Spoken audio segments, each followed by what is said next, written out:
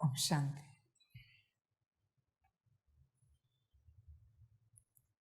सभी बच्चे अपने स्वरूप में बैठे।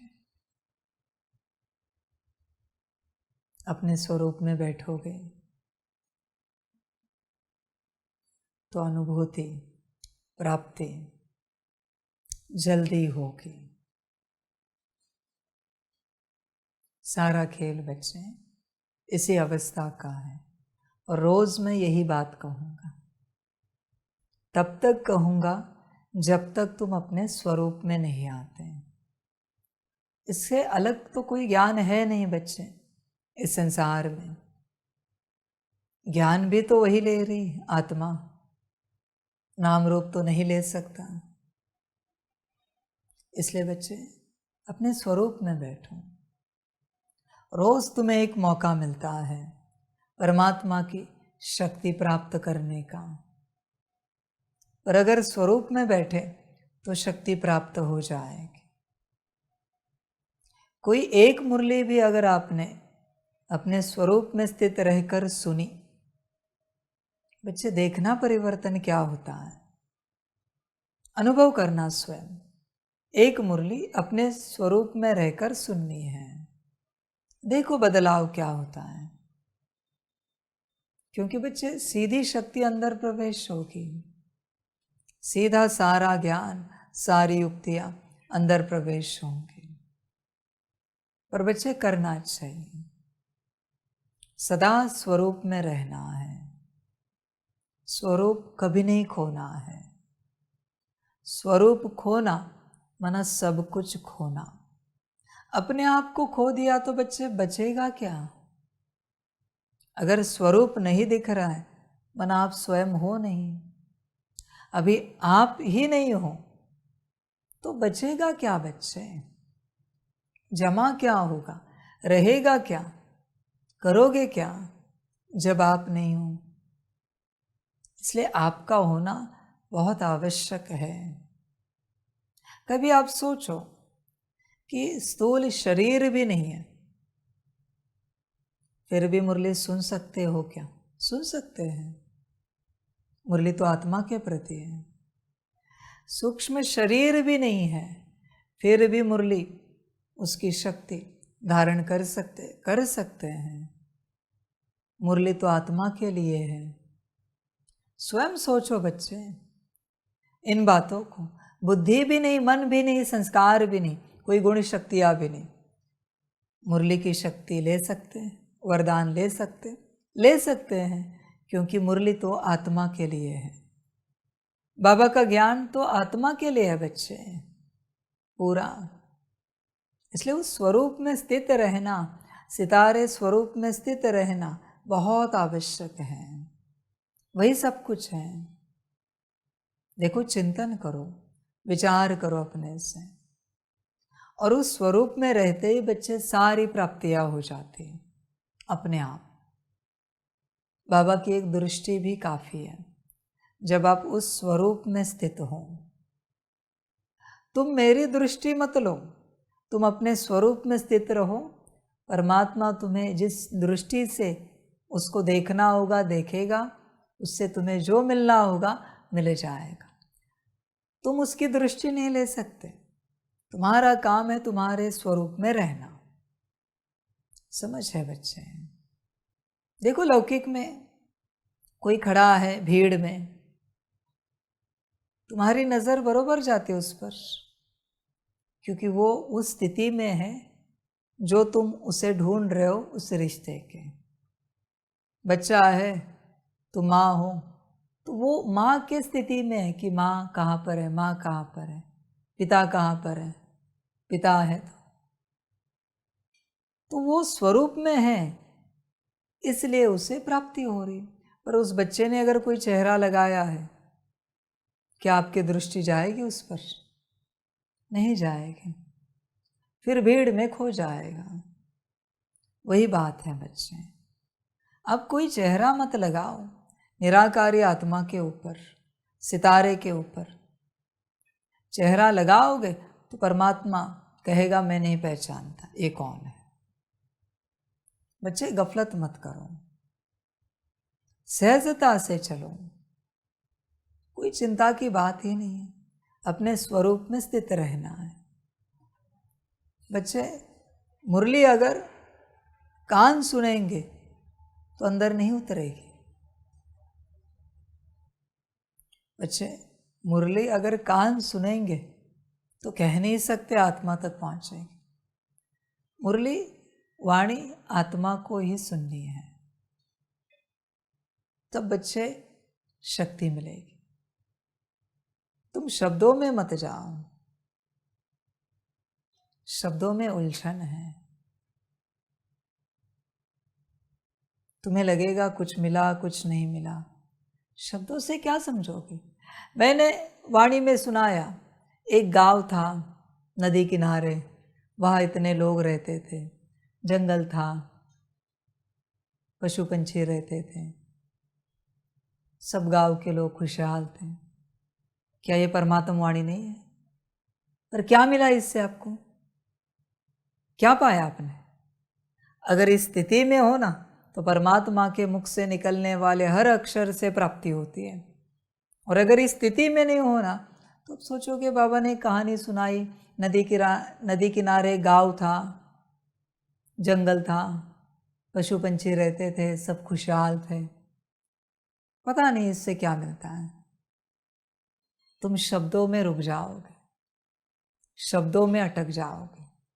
और हमेशा ध्यान में रखना बच्चे, परमात्मा छोड़ दो, संसार के गुरु भी शब्द से परे होते हैं। गुरु को भी समझना है तो शब्द से परे जाना पड़ता है। इसलिए गुरु भी कहता एक है, करता दूसरा है।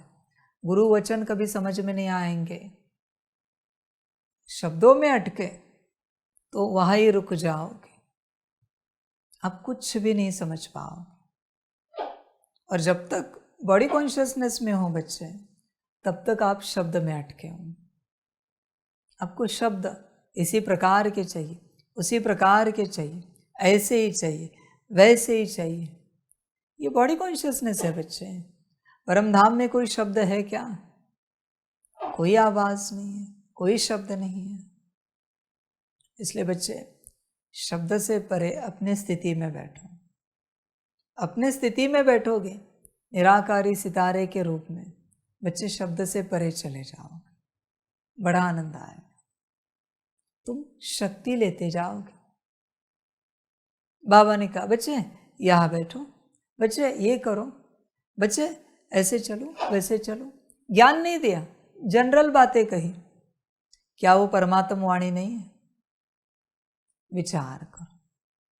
हमें क्या लगता है, ज्ञान तो नहीं सुना, बाबा ने बस इतना कहा यहाँ बैठो, वहाँ बैठो, ये करो, वो करो। हाँ, इतना किया हमने, बस उसी से तो शक्ति देनी थी। आप समझ नहीं पाओगे बच्चे, परमात्मा कैसे देता है, किससे देता है शक्ति। ज्ञान से तो तुम लेने की चेष्टा कर रहे हो, परमात्मा तो जनरल में देता है।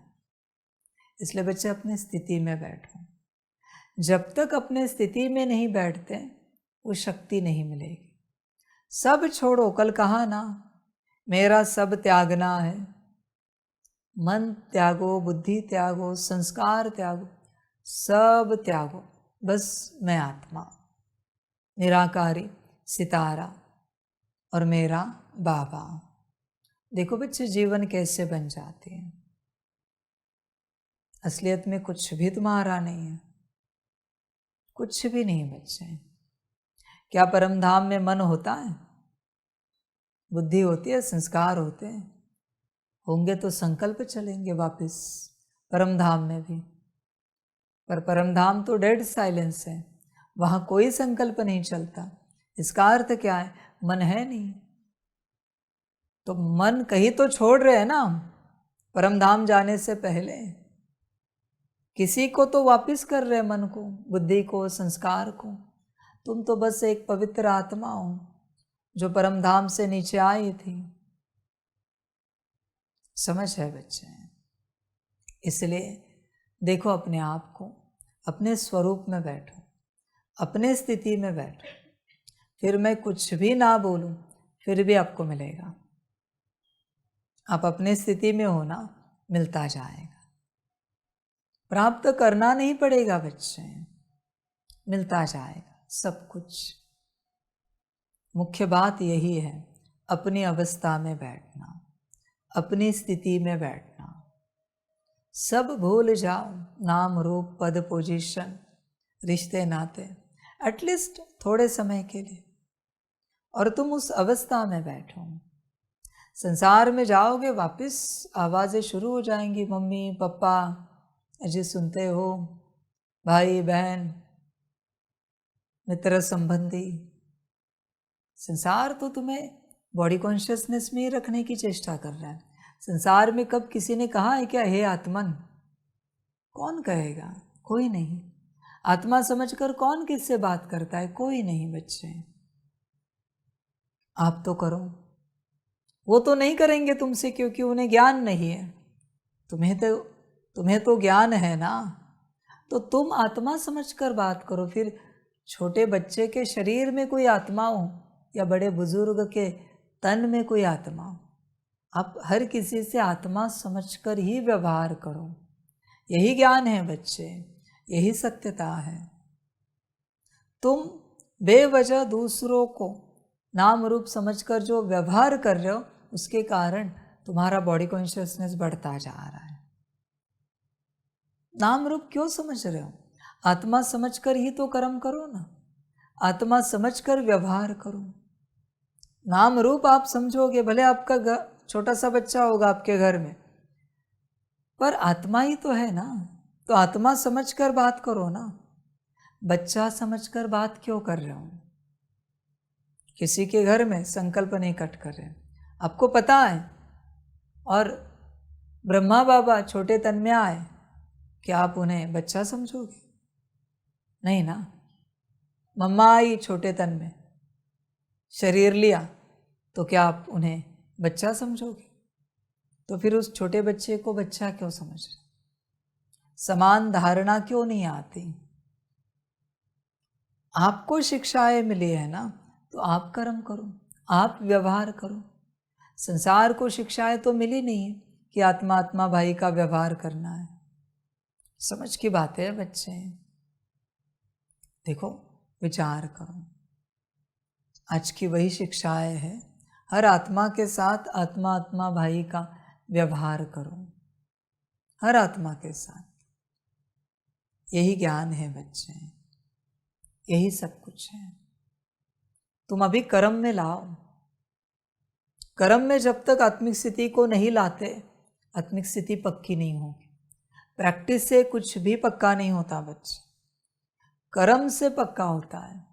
हर बात को कर्म में लाना पड़ता है, फिर देखो सब पक्का होता जाएगा।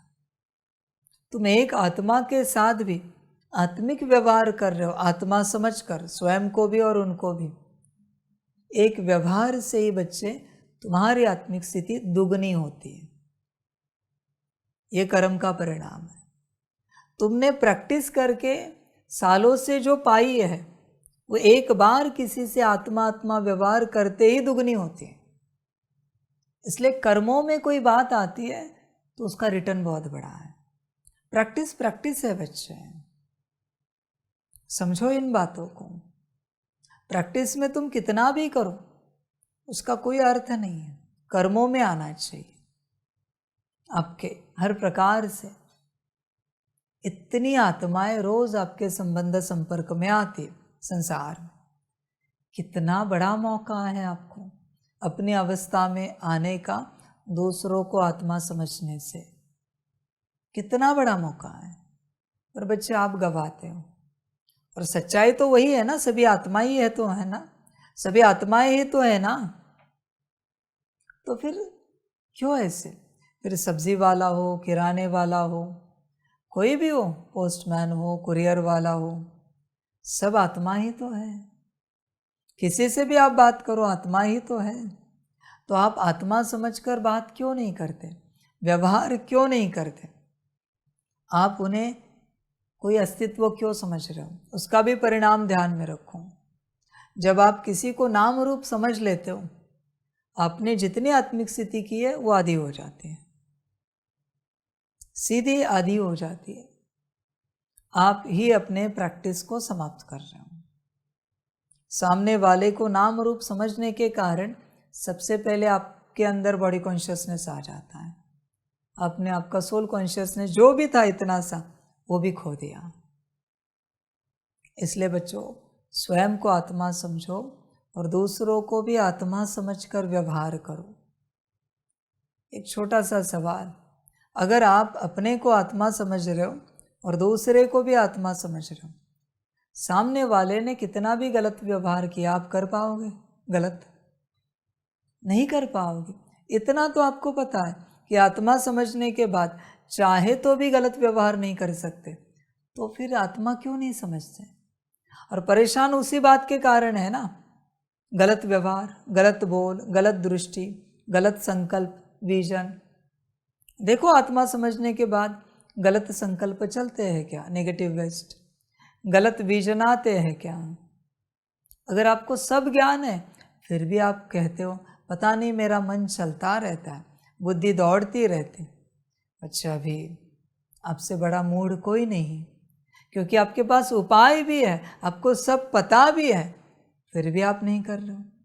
किसी के सामने शरीर की मौत खड़ी है और वो अपने को आत्मा समझे, मन चलेगा क्या? कभी भी कोशिश करके देखो, मन चलता है क्या? नेगेटिव रूप में, विपरीत रूप में चल ही नहीं सकता।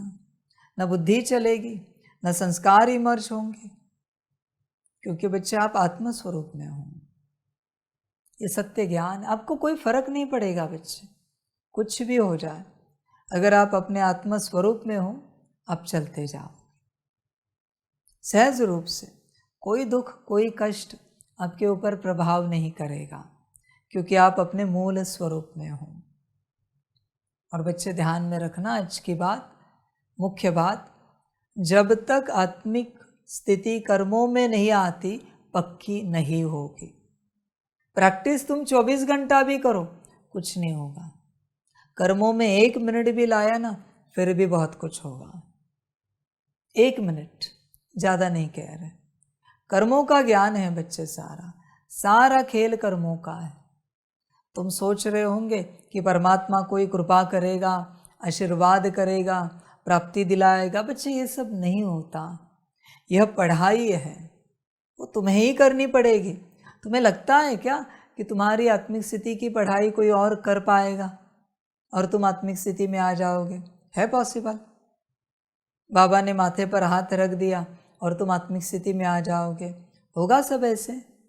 कोई जादू होगा ऐसे लगता है क्या तुम्हें? बच्चे, नहीं होगा कुछ भी जादू। जो करना है तुम्हें करना है। तुम सोच रहे होंगे ड्रामा जादू करेगा, बाबा जादू करेगा, दुनिया में से कोई आत्माएं होंगी वो जादू करेंगी, प्रकृति करेगी, माया करेगी। नहीं बच्चे, ये सब नहीं होता। जो करना है वो तुम्हें करना है, तुम्हें उस अवस्था में आना है। इसलिए कर्मों में लाओ आत्मिक स्थिति को, आत्मा समझकर व्यवहार करो, फिर देखो क्या होता है। अपने आप बच्चे व्यवहार शुद्ध हो जाएगा। आत्मा जो है उसे शुद्धता नहीं सिखानी पड़ती, उसे पवित्रता नहीं बतानी पड़ती, उसे सुख, शांति, आनंद, प्रेम नहीं बताना पड़ता। उसको सब पता है, आत्मा है ना। पर नाम रूप को इसमें से कुछ भी पता नहीं है। आत्मिक स्थिति में आओ, देखो सारी प्राप्तियां हो जाएंगी, सारी की सारी। तुम्हें जोर लगाना पड़ेगा।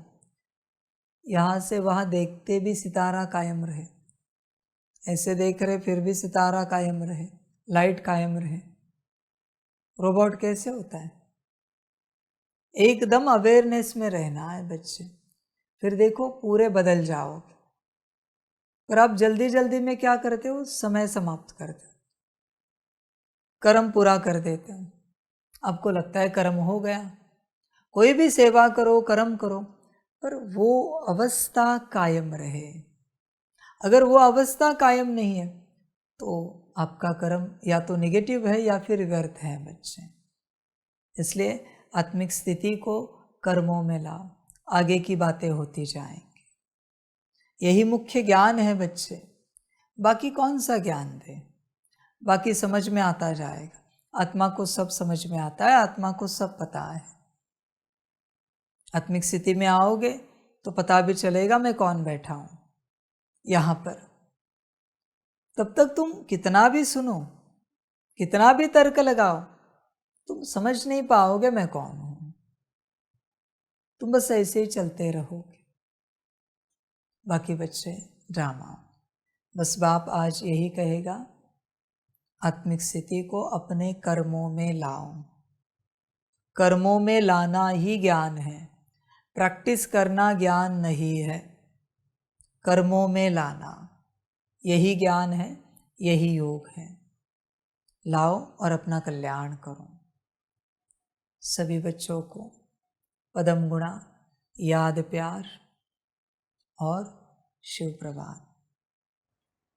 हम रूहानी बच्चों की रूहानी माता पिता बाप दादा को पदम गुणा पदम की भी पदम पदम पदम गुणा याद प्यार, गुड मॉर्निंग और नमस्ते नमस्ते नमस्ते। अच्छा, ओम शांति। ओम शांति। वाह बाबा वाह, वाह ड्रामा वाह, बाहरे मैं आत्मा वाह, बाहरे मेरा भाग्य वाह, बाहरे मेरा ईश्वरीय परिवार वाह, बाहरे मैं स्वराज्य अधिकारी आत्मा वाह। अच्छा, ओम शांति। मेरा बाबा, मीठा बाबा, प्यारा बाबा, पदम गुना पदम गुना पदम गुना। शुक्रिया बाबा, शुक्रिया बाबा, शुक्रिया बाबा। अच्छा, ओम शांति। ओम शांति।